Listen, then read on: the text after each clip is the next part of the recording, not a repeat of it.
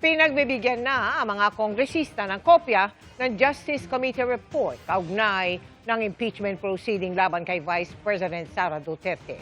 Yan ay para mapag-aralan bago ang inaasahang botohan sa plenaryo sa Lunes.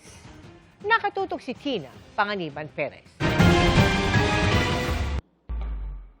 Sa gitna ng sesyon kanina ng Kamara, tinukoy ang committee report ng House Committee on Justice kaugnay ng impeachment laban kay Vice President Sara Duterte.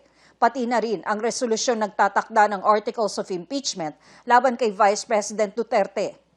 Inutusan ng House Secretary General na bigyan ng kopya ang lahat ng kongresista para kanilang mabasa at mapag-aralan bago ang inaasahang botohan sa plenaryo sa Lunes.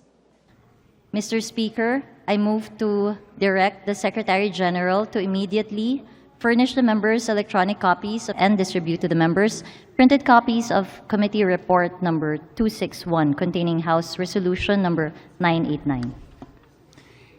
Is there any objection?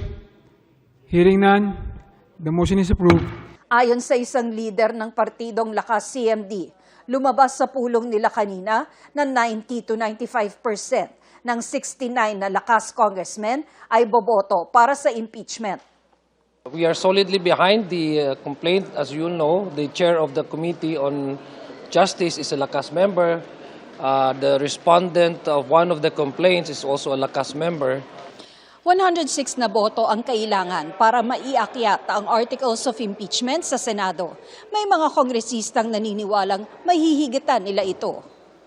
Kung ipagsama mo yung boto ng Lakas lang at ng 55 na bumoto sa committee, you will already get your 106. Di ba? So, what are the odds? Kung pumupusta ka sa karera ng kabayo, panalo na siguro itong kabayong ito kasi 106 lang ang kailangan. And there are three things which will affect how the House members will decide on this. One, how they appreciate the evidence.